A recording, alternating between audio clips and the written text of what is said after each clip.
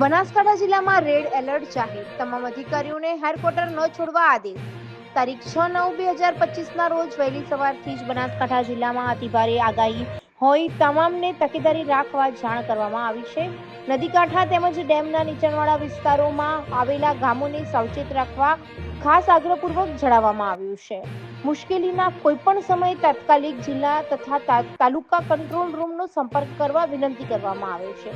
બનાસ નદી અને સીપુ નદી સંગમ વિસ્તારની આજુબાજુ તમામ ગામોમાં નદી વિસ્તારમાં રહેતા પરિવારોને માલ સામાન ઢોર ઢાંખર સાથે સલામત જગ્યાએ સ્થળાંતર કરવા માટે જાણ કરાવી છે. તમામ ટીસીએમ શ્રીએ આવનાર 48 કલાક સુધી કોઈપણ સંજોગોમાં હેડક્વાર્ટર ન છોડવા ખાસ સૂચના પણ આપવામાં આવી છે. ગામમાં તમામ ગ્રુપમાં મેસેજ ફોરવર્ડ કરી સત્વરે જાણ કરાવી છે.